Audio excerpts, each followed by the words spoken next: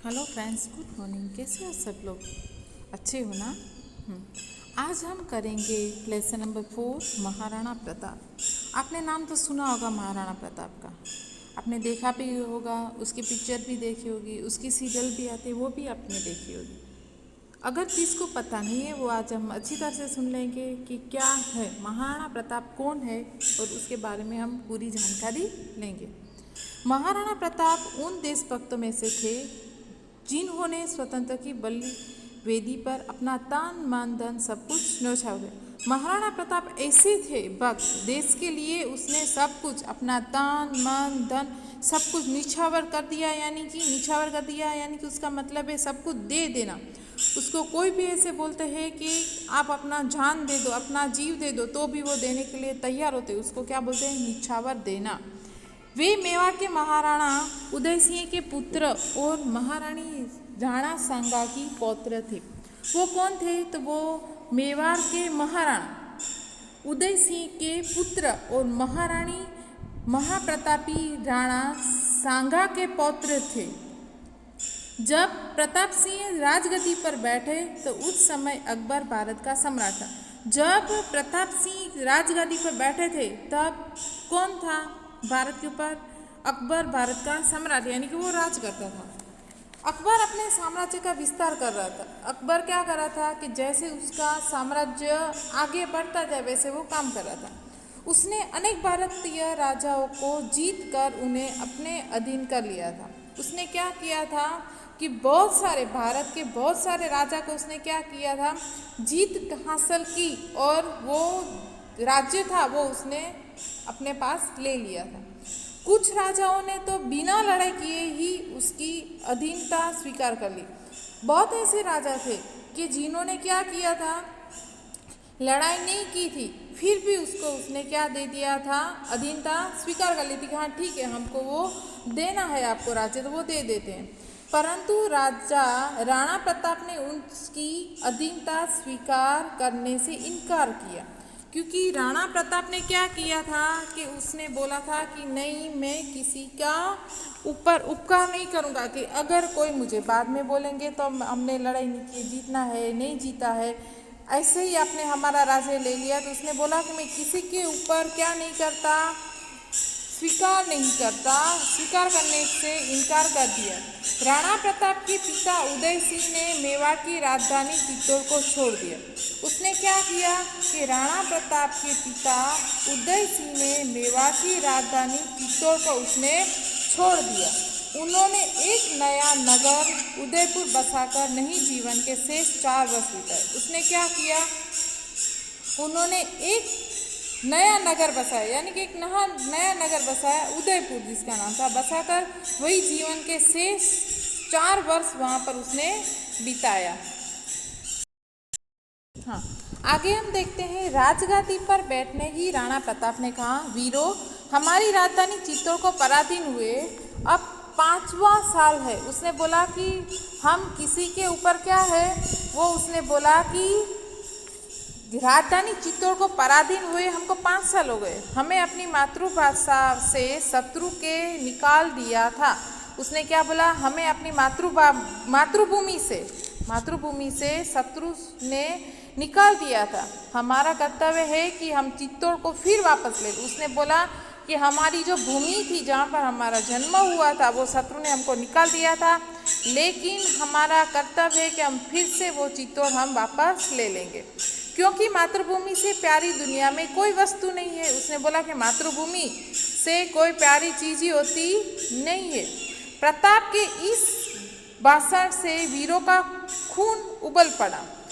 जैसे ही प्रताप ने बोला कि हम हमारी मातृभूमि के लिए कुछ भी न्यौछावर करने के लिए तैयार है, तो सब लोग क्या हुए? खून उबल पड़ा, और उन्होंने एक स्वर में कहा, हम अपनी मातृभूमि को प्राण देकर भी वापस लेंगे। उसने बोला कि हम हमारी मातृभूमि को हमारा प्राण देना पड़ेगा तो हम दे देंगे, लेकिन वो वापस तो हम ले ही लेंगे। तब राणा ने फिर कहा, अब तक हम चित्तौड़ नहीं जीत ले। उसने बोला कि अब तक हम चित्तौड़ नहीं जीत लेते, तब तक हम न हम धरती पर सोएंगे, न महलों में रहेंगे और न पतलों पर भोजन करेंगे।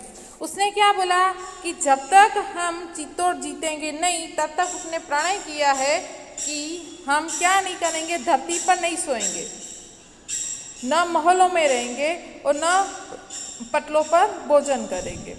उसी समय राणा का भाई शक्ति सिंह किसी कारण से रूठ गया। उसका भाई था राणा का शक्ति सिंह, वो कोई कारण की वजह से वो क्या हो गया, रूठ गया और अकबर से जा मिला और वो अकबर से मिलने गया।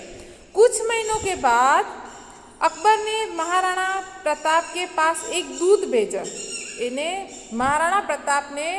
अकबर ने महाराणा प्रताप को एक दूत भेजा। उसने संदेश दिया, हमें और आपको संधि कर लेनी चाहिए। उसने क्या संदेश भेजा, लिख के भेजा था कि हमको दोनों साथ में हमको रहना चाहिए। संधि करना यानी कि मिक्स हो जाना, दोनों हम साथ में सब कुछ काम करेंगे। खून खराबा करना ठीक नहीं। उसने बोला कि लड़ाई झगड़ा करना ठीक नहीं है। मित्रता की शर्त कुछ ऐसी थी जो स्वतंत्रता प्रेमी महाराणा की शान से विरुद्ध थी। उसने बोला कि मित्रता की शर्त ऐसी है कि जो स्वतंत्र, हमको हमारा क्या चाहिए, मातृभूमि चाहिए, वो हमको अच्छा नहीं लगता है, शान के विरुद्ध थी। उन्होंने कहा यदि अकबर हमारी भूमि लौटा दे तो हमें मित्रता में कोई आपत्ति नहीं। उसने बोला कि अगर हमारी जो भूमि है वो अकबर हमको लौटा देगा तो हम उसके साथ मित्रता करने के लिए तैयार है, हम अपनी स्वतंत्रता बेचने के लिए तैयार नहीं। उसने बोला कि हमारी स्वतंत्रता ऐसे हम बेचेंगे नहीं, जब वो हमारी मातृभूमि देंगे तभी हम उसके साथ मित्रता करेंगे। राणा ने अपने वीरों को सावधान कर दिया। राणा ने अपने जो भी वीर थे, वीरों को सबको अलर्ट कर दिया, सावधान कर दिया कि हमारे उत्तर से अकबर बौखला उठेगा, यानी कि गुस्सा हो जाएगा, अतः हमें युद्ध के लिए तैयार रहना। उसने उसके युद्ध के लिए जो थे सबको उसने बोल दिया कि आप अपना सच धज कर तैयार रखो, कभी भी हमको युद्ध करने के लिए बुलावा आ जाएगा और हम युद्ध करने के लिए तैयार रहेंगे। उदयपुर युद्ध की दृष्टि से सुरक्षित स्थान नहीं था। उसने बोला कि उदयपुर युद्ध के लिए उचित स्थान नहीं था, अतः राणा ने कोमल मीर को ही अपनी राजधानी बना लिया। राणा ने किसको अपनी राजधानी बनाया, तो कोमल मीर को अपनी राजधानी बना लिया। अकबर ने जब राणा का उत्तर सुना तो उसने जयपुर के राजा मानसिंह को राणा को मनाने के लिए भेजा। जब उसने उत्तर सुना तो उसने जयपुर के राजा मानसिंह को राणा को मनाने के लिए उसने भेज दिया था कि उसको मना के आओ। राणा ने मानसिंह का सत्कार स्वयं न करके अपने पुत्र अमर सिंह को भेज दिया। राणा ने क्या किया, मानसिंह का सत्कार स्वयं न किया और उसने अपने पुत्र अमर सिंह को वहाँ पर भेज दिया।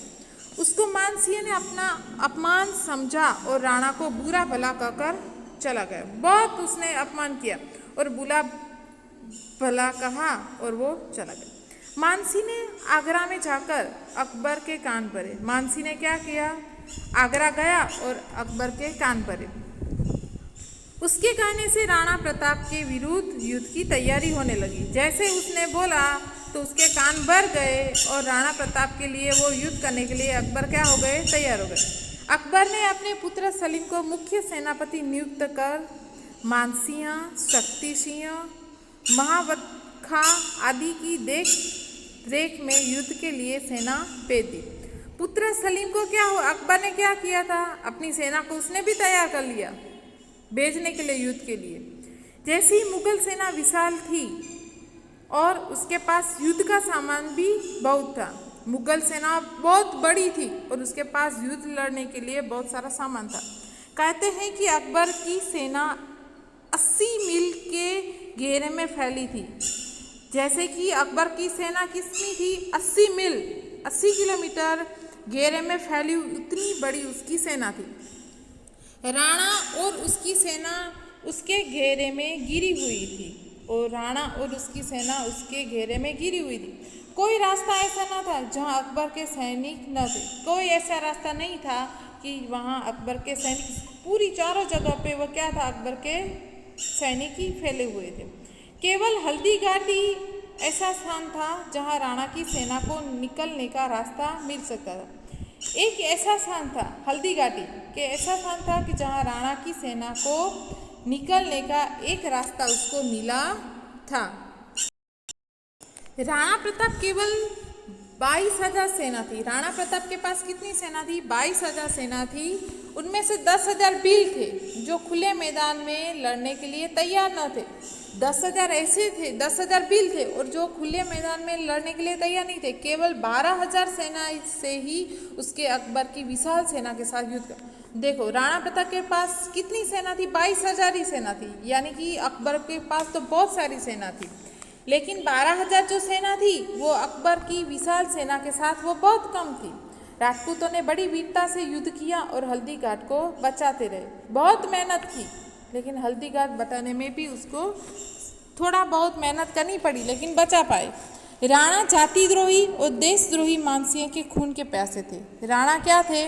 जातिद्रोही थे और देशद्रोही थे, मानसी के खून के प्यासे थे। वे उसे ढूंढने के लिए राजपूतों को लेकर शत्रु सेना में घुस गए। राणा का घोड़ा चेतक दौड़ता हुआ शहजादे सलीम की ओर बढ़ा। राणा का घोड़ा का नाम क्या था? चेतक। वो दौड़ता हुआ सलीम के ओर बढ़ा। राणा की तलवार से सलीम के हाथी की सूंड कट गई। राणा की तलवार से क्या हुआ? सलीम के हाथी की सूंड टूट गई। राणा के घोड़े चेतक ने हाथी पर अपना पैर रख दिया। राणा का जो घोड़ा था चेतक, उसने क्या कर दिया? हाथी पर अपना पैर रख दिया। राणा प्रताप ने भाला मारा जो हाथी के हौदे पर लगा। राणा प्रताप ने भाला मारा तो वो हाथी के हौदे पर लगा। हाथी भाग गया और सलीम मरते मरते बचा। राणा प्रताप के शरीर पर कई घाव लगे थे। राणा प्रताप के शरीर पर बहुत सारे घाव लगे थे। उनका शरीर खून से लथपथ रहा था, बहुत खून निकल रहा था। शत्रु के घरे में गिरे हुए वे अपने जौहर दिखा रहे थे, मगर उनकी जान खतरे में ही थी। उसी समय झाला का सरदार आया। उसने सूर्यवंशी झंडे को अपने सैनिकों से लिया और दूसरी ओर चल दिया। शत्रुओं ने समझा कि राणा उधर जा रहा है। शत्रुओं को समझ गए कि वो जा रहे। वे झंडे के पीछे हो लिए। राणा के सरदारों ने उन्हें मैदान से भाग जाने पर राणा के सैनिकों सरदारों ने क्या किया कि अब ये सब लोग मैदान भाग जाएंगे। वे उनकी रक्षा चाहते थे। राणा अपने स्वाभिभक्त चेतक को लेकर रण क्षेत्र से बाहर चल गए। वो अपने चेतक को लेकर कहाँ गए? बाहर चल गए। हल्दी घाटी की लड़ाई में राणा की जीत न हो सकी। हल्दी घाटी में राणा की जीत नहीं हुई। राणा प्रताप का चेतक भाग रहा था। उनके पीछे 2 शत्रु सैनिक उन्हें मारने के लिए तैयार थे। राणा प्रताप का जो घोड़ा था उसके पीछे 2 शत्रु मारने के लिए जा रहे थे। चेतक के सामने एक नाला आ गया। उसने जोर से छलांग लगाई और वो नाला पार कर गया। शत्रु नाला पर ही रुक गए। जो शत्रु मारने के लिए आए थे वो वहाँ पर ही रुक गए। उनके घोड़े उसे पार न कर सके।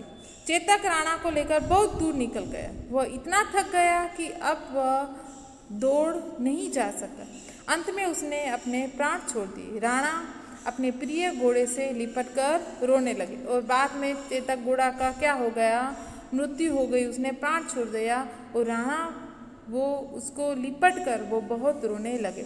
उसी समय राणा को आवाज़ सुनाई दी, अरे प्रताप! राणा का भाई शक्ति सिंह भाई को पुकारता आया। उसी समय कौन आया? राणा का भाई शक्ति सिंह उसको पुकारते आया। राणा ने समझा भाई हमसे पूरा बदला लेना चाहते हैं। उसने क्या बोला कि भाई हमसे वो पूरा बदला लेना चाहते हैं। वो युद्ध के लिए तैयार हो गए। शक्ति सिंह ने हथियार अलग रख दिए। शक्ति सिंह ने हथियार क्या कर दिए? अलग रख दिए और बोला भाई मैं तुम्हें मारने नहीं आया। उसने बोला कि मैं तुम्हें मारने के लिए नहीं आया, तुमसे क्षमा मांगने आया हूँ। मैंने देश रक्षा की प्रतिज्ञा करके भी देशद्रोह किया है, जैसे अकबर से जा मिला, परंतु मैंने तुम्हारे पीछे भागने वाले मुगल सैनिकों को मारकर उसका प्रायश्चित कर लिया। यह कहकर शक्ति सिंह राणा के चरणों पर गिर पड़ा और वो शक्ति सिंह राणा के चरणों पर गिर गए। राणा ने उसे उठाकर छाती से लगा लिया। राणा ने जो प्रतिज्ञा की थी उसे जीवन भर निभाया। राणा स्वतंत्रता के मतवाले और सच्चे देशभक्त थे। क्या राणा के तपस्वी जीवन से हमें भी कुछ सीख सके? ये। उसके बाद है नीचे शब्दार्थ बलि वेदी यानी कि बलिदान करने का स्थान, ध्येय ध्येय यानी कि उद्देश्य, निछावर करना, दे देना, अद्वितीय अद्भुत, खून खराबा करना, लड़ना, अतिथि सत्कार, अतिथि की सेवा, देशद्रोह देश के साथ शत्रुता करना, प्रायश्चित अपने द्वारा किए गए अपराध का स्वयं दंड लेना। उसके बाद है उसके नीचे हम करेंगे क्वेश्चन आंसर, जो है फर्स्ट वाला, महाराणा प्रताप कहाँ के रहने वाले थे? तो उसका आंसर आएगा महाराणा प्रताप मेवाड़ के रहने वाले थे। दूसरा, महाराणा प्रताप किसके पुत्र थे? तो महाराणा प्रताप उदय सिंह के पुत्र थे। तीसरा, अकबर ने राणा के पास संधि करने के लिए किसे भेजा? तो अकबर ने राणा के पास संधि करने के लिए एक दूत को भेजा। चौथा, राणा ने संधि करना स्वीकार क्यों नहीं किया? उत्तर, उसका मित्रता की शर्तों के कारण राणा ने संधि करना नहीं स्वीकार किया। उसके बाद पांचवा, हल्दी घाटी का युद्ध किस कारण हुआ और उसमें किसकी हार हुई?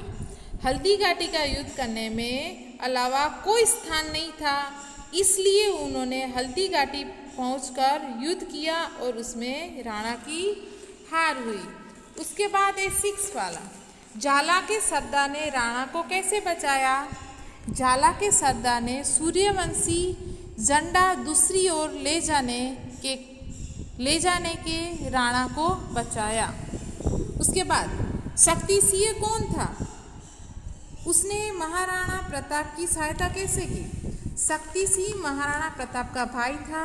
उसने राणा के पीछे भागने वाले मुगल सैनिकों को मारकर सहायता की। उसके बाद है क्वेश्चन नंबर 2, महाराणा प्रताप के जीवन की कोई 3 घटना लिखे। तो उसमें पहली है महाराणा प्रताप के घोड़े का नाम चेतक था। दूसरा, महाराणा प्रताप एक बहादुर राजा थे। तीसरा, महाराणा स्वतंत्रता के मतवाले और सच्चे देशभक्त थे। क्वेश्चन नंबर 3, महाराणा के अकबर से संधि करना स्वीकार क्यों नहीं किया? क्योंकि अकबर ने संधि करने पर कुछ ऐसी शर्त रखी थी जो स्वतंत्रता प्रेमी महाराणा